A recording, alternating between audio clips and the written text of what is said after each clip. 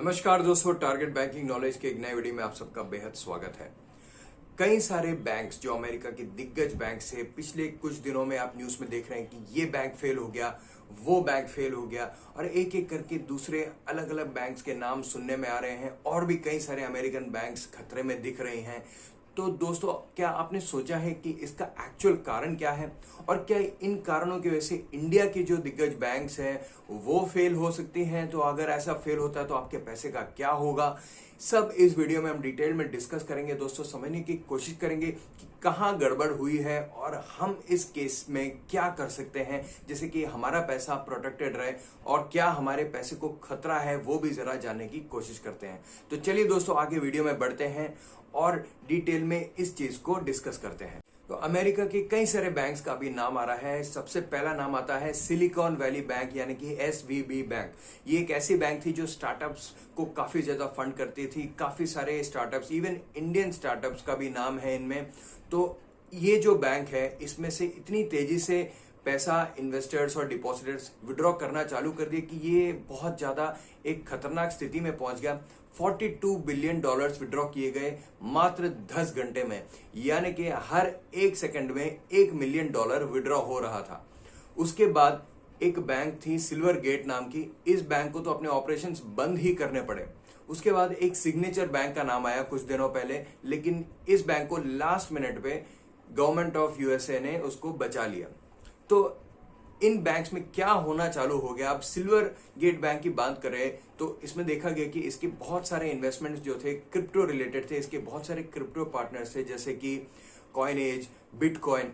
तो ये तो एक कारण होता है इन बैंक्स का शटडाउन होने का, लेकिन क्या यही कारण है कि इन्होंने क्रिप्टो में काफी ज्यादा इन्वेस्टमेंट किया था? क्या इसी वजह से ये बैंक्स फेल हो गए? इसका जवाब है नहीं। तो फिर क्या था वो कारण जिसकी वजह से ये बैंक्स फेल होना चालू गए और लोगों को पता भी नहीं लगा?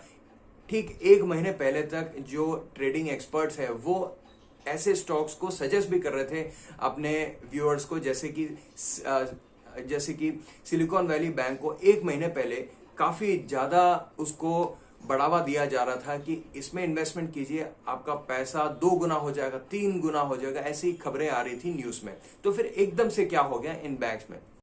तो सबसे बड़ा जो कारण निकल के आया है इन बैंक्स के एकदम से झटका लगने का, वो है पैनिक। जो कस्टमर्स के बीच में, जो डिपॉजिटर्स के बीच में पैनिक क्रिएट हुआ, उसके वजह से इतनी तेजी से विड्रॉ होना चालू हो गया कि बैंक उसको सस्टेन नहीं कर पाए। एक बैंक तो फेल ही हो गई, बाकी बैंक्स को गवर्नमेंट ऑफ अमेरिका को आके बचाना पड़ा। तो एक्चुअल में क्या हुआ दोस्तों, उसको थोड़ा समझने की कोशिश करते हैं। तो बैंक्स कैसे पैसा कमाती है? एक तो है तरीका कि डिपॉजिटर्स अपना पैसा जमा करते हैं बैंक में, जैसे कि फिक्स डिपॉजिट बना दिए। तो वो पैसा बैंक क्या करती है, उस पैसे को एडवांसेस यानी कि लोन्स के तौर पे दूसरे लोगों को दे देती है और उस पे से जो इंटरेस्ट आता है वो उनका प्रॉफिट बन जाता है। लेकिन एक और तरीका है जिससे कि जो बैंक से पैसा कमाती है, वो है गवर्नमेंट बॉन्ड्स के तौर पे। स्पेशली अमेरिका के केस में थोड़ा ज्यादा होता है, वो लोग काफी ज्यादा गवर्नमेंट बॉन्ड्स में इन्वेस्ट करते हैं। तो वहां की जो फेड है वो बीच बीच में ऐसे बॉन्ड्स निकालती है और जो बैंक्स हैं वो इसमें इन्वेस्ट करती है। अब समझने के लिए एक एग्जाम्पल ले लेते हैं। जैसे कि वहां के गवर्नमेंट ने एक बॉन्ड निकाला जो कि है 10 साल का और उस पर इंटरेस्ट मिलता है 3% का। तो बैंक वहां से ये बॉन्ड ले लेती है, 3% का इंटरेस्ट कमाती है और उस पैसे को वापस अपने कस्टमर्स को दे देती है in the form of deposits. तो वहां के जो कस्टमर्स हैं वो फिक्स डिपॉजिट बना लेती हैं, लेकिन उस पर जो इंटरेस्ट ये बैंक देती है वो और कम देती है, जैसे कि 1% पे देती है। तो जो बीच का 2% का गैप है वो बैंक का प्रॉफिट बन जाता है। लेकिन अभी ऐसा होना चालू हो गया कि पैंडेमिक के बाद यानी कि कोविड आने के बाद एकदम से जो फेड है वो काफी तेजी से इंटरेस्ट रेट बढ़ाना चालू कर दिया। लास्ट 35 साल में ये पहली बार देखा गया कि इतनी बार अपने कंट्री में भी, अगर आपको पता है, अगर आप fix deposit interest rates follow करते हैं तो आपको पता होगा कि बीच बीच में फिक्स डिपॉजिट के इंटरेस्ट रेट बढ़ जाते हैं। अभी 2 दिन पहले वापस इंटरेस्ट रेट्स बढ़े हैं क्योंकि RBI ने रेट्स इंक्रीज किए थे, तो बैंक उसको रिफ्लेक्ट करती है। लोन के इंटरेस्ट रेट बढ़ जाते हैं, फिक्स डिपॉजिट के इंटरेस्ट रेट्स बढ़ जाते हैं। और लेकिन ये चीज काफी फ्रिक्वेंटली हो रही है। तो इसमें क्या हुआ, जैसे कि 10 साल का एक बॉन्ड लिया बैंक ने और उस पर इंटरेस्ट मिल रहा है 3% का। तो बीच में जब इंटरेस्ट रेट बढ़ाए गए तो एक और बॉन्ड निकाल दिया गवर्नमेंट ने, जिसपे कि सेम टेन्योर के लिए या हो सकता है और भी कम टेन्योर के लिए इंटरेस्ट रेट बढ़ा दिया, 5% कर दिया। अब जो जिस गवर्नमेंट बॉन्ड के ऊपर ये बैंक बैठी थी 3% का, वो तो नुकसान हो गया, वो क्यों उसको कंटिन्यू करेगा। तो ऐसे केसेस में वो एक मिसमैच होना चालू हो गया और जो कस्टमर्स हैं वो भी अपना फिक्स डिपॉजिट बंद करके नया फिक्स डिपॉजिट चालू करने के लिए दे देते हैं या कुछ और इन्वेस्टमेंट कर देते हैं, वो बॉन्ड्स में भी लगाना चालू कर देते हैं। तो जब कस्टमर को ऐसा लगेगा कि मेरे जो इन्वेस्टमेंट पे इतना इतना कम इंटरेस्ट मिल रहा है जो मैंने इन्वेस्टमेंट किया था, और ये जो नया इंटरेस्ट रेट ऐड किया है, तो मैं क्यों ना वो नए वाले में पैसा लगा दूं, पुराना वाला बंद कर दूं और नए वाले में लगा दूं। अब हमारे इंडिया जैसा एक सिस्टम वहां पे नहीं है, वहां पे कॉर्पोरेट जो डिपॉजिट्स होते हैं वो भी बहुत ज्यादा होते हैं, इंडिया में ये थोड़ा कम होता है। तो जो कॉर्पोरेट डिपॉजिट्स होता है वो बहुत बल्क अमाउंट में होता है, बहुत ज्यादा बड़ा अमाउंट होता है, तो वो कोई एक आध पार्टी भी आके लेके जाए तो बैंक को बहुत एक बड़ा झटका लगता है। इंडिया में ये केस क्या है, ज्यादातर जो हाउस होल्ड्स हैं, जो फैमिलीज हैं, वो डिपॉजिट्स बनाती हैं, तो वो थोड़ा थोड़ा करके निकालेंगे तो भी बैंक को बहुत बड़ा इफेक्ट नहीं होता। लेकिन जब बड़े कॉर्पोरेट्स अपना बड़ा बड़ा एफडी लेके जाएंगे तो एक बहुत बल्क में पैसा निकल जाता है, तो वो जो पैसा यूज कर सकते थे बैंक किसी और इन्वेस्टमेंट के लिए या कोई लोन और देने के लिए किसी और कॉर्पोरेट को, वो पैसा निकल जाता है और फिर बैंक के लिए और कमाई करने का जरिया नहीं बचता।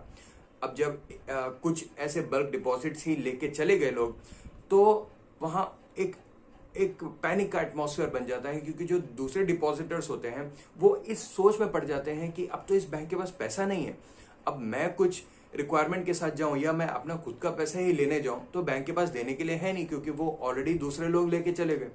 तो ये एक पैनिक एटमॉस्फेयर क्रिएट हो गया और कई सारे दूसरे जो कॉर्पोरेट्स हैं उन्होंने अपने एम्प्लॉयज को, अपने सब्सिडीज को सब एडवाइस किया कि जो आपका बाकी पैसा पड़ा है वो सब विड्रॉ कर लो, क्योंकि बाद में कोई और बड़ा दिक्कत ना आ जाए, ऐसा ना हो जाए कि अपना खुद का पैसा ना निकाल पाए।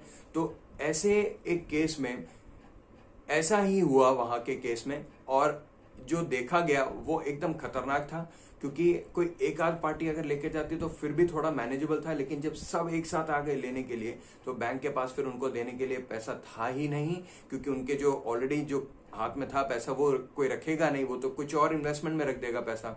आपके पास आपको कुछ प्रॉफिट मिला, आप वो प्रॉफिट को और बढ़ाने की कोशिश करोगे तो वो आप प्रॉफिट किसी और इन्वेस्टमेंट में लगा देते हो। तो वही चीज बैंक भी करती है, लेकिन उनके पास ऐसे केस में एकदम से अगर कस्टमर डिमांड करे मेरा पैसा पूरा दे दो, वो देने के लिए होता नहीं, क्योंकि वो ब्लॉक होता है पैसा। तो यही चीज हुई वहां पे अमेरिका में और बहुत ज्यादा पैनिक क्रिएट हो गया और ये ऐसी मिस इन्फॉर्मेशन बहुत ज्यादा फैल गई और अब जो रिजल्ट था वो आपको दिख ही गया, एक एक करके बैंकें गिरना चालू हो गई। अब इंडिया की अगर बात करें तो यही चीज थोड़ा सा पॉजिटिव रहती है इंडिया में, क्योंकि जो बड़े बल्क डिपॉजिट्स होते हैं वो कंपैरेटिवली कम होते हैं, फैमिलीज के डिपॉजिट्स, इंडिविजुअल डिपॉजिट्स ज्यादा होते हैं। तो हमने छोटे छोटे बैंक के केस में तो देखा है, जैसे कि कोऑपरेटिव बैंक के केस में, कई सारे बैंक्स के केस में हमने बीच में भी देखा था, आरबीआई ने पाबंदी लगा दी थी तो एक पैनिक क्रिएट हो गया था, जो उसके कस्टमर्स थे वो लाइन में लग गए थे पैसा विड्रॉ करने के लिए, लेकिन बैंक्स के पास उनको वापस तुरंत देने के लिए पैसा था नहीं। तो यही चीज देखी गई थी, अपने इंडिया में भी ये चीजें देखी गई हैं, लेकिन लोअर स्केल में देखी गई है, इतने लार्ज स्केल में नहीं देखी गई है। तो इंडिया में मैं मानता हूं कि बैंक्स थोड़े और प्रोटेक्टेड हैं, आरबीआई काफी ज्यादा मॉनिटरिंग करती है, कंट्रोल में रखती है बैंक्स को, जैसे कि अंधाधुन लोन ना दे दें, जैसे कि अमेरिका के केस में हुआ, वहां पे बहुत ज्यादा एक फ्रीडम रहता है बैंक्स को अपने हिसाब से चलने के लिए। ऐसा नहीं होता है इंडिया में, बहुत ज्यादा मॉनिटरिंग होती है, अपने लिमिट्स बरकरार रखने पड़ते हैं, CRAR, SLR ये सब, और on regular basis RBI monitor करती है, और अगर नहीं बैंक की मेंटेन कर पाती तो उसको ऑन डेली बेसिस पेनल्टी भी लगता है। इसलिए इंडिया में मैं मानता हूं कि ऐसा सिचुएशन एकदम से तो बिल्कुल नहीं आ सकता, और आएगा तो भी अपना आरबीआई उसको प्रोटेक्टेड रखेगा। कुछ ना कुछ सॉल्यूशंस हमेशा पास में भी हमने देखा है कि जब भी कोई बैंक को समस्या आई है तो कुछ ना कुछ सॉल्यूशन वो लेके आ जाते हैं, गवर्नमेंट भी लेके आ जाती है, और इस वजह से हमारे बैंक्स काफी हद तक प्रोटेक्टेड हैं। ऐसे केस हमारे इंडिया में तो कम से कम मेरे को इन द शॉर्ट फ्यूचर मुझे तो ऐसा नहीं देखने को मिलेगा। मैं इस बात का तो मैं पूरा गारंटी दे सकता हूं। तो ये था दोस्तों हमारा डिस्कशन, जो बैंक्स फेल हुए, अमेरिका के क्रेडिट स्विस हो गया, सिलिकॉन वैली बैंक हो गया। तो ऐसे केसेस होते हैं, अपने को भी ये समझना पड़ेगा कि एकदम से मिस इन्फॉर्मेशन को विश्वास मत कीजिए, अपना खुद से एक रिसर्च कीजिए। अगर कुछ व्हाट्सएप पे घूम रहा है तो एक बार खुद से भी जांच करके देख लीजिए कि जो आप पढ़ रहे हैं वो चीज सही है कि नहीं, क्योंकि पैनिक अननेसेसरी क्रिएट करने का कोई मतलब नहीं। हम पैनिक में आएंगे, हम दूसरे को बताएंगे, वो भी पैनिक में आ जाएगा, वो 10 और लोगों को बता देगा, तो ऐसे माहौल बहुत खराब हो जाता है। अच्छा करता हूं दोस्तों, आपको ये वीडियो इन्फॉर्मेटिव लगा होगा, हेल्पफुल लगा होगा, और आपको कुछ भी समस्याएं होती है मेरे को किसी भी वीडियो के आप कमेंट सेक्शन में पूछ सकते हैं। मैं फ्री ऑफ कॉस्ट आपको एडवाइस देता हूं, आपको सपोर्ट करता हूं। आपके कुछ भी क्वेरीज होते हैं बैंकिंग या फाइनेंस रिलेटेड, मैं आपकी हेल्प करता हूं। आपको पता ही होगा, अगर मेरे चैनल से आप जुड़े हैं तो जरूर मेरे चैनल को सब्सक्राइब कीजिए, जिससे कि और इस तरह के यूजफुल अपडेट्स आपको मिलते रहें। तो अगले वीडियो में मिलने तक धन्यवाद दोस्तों।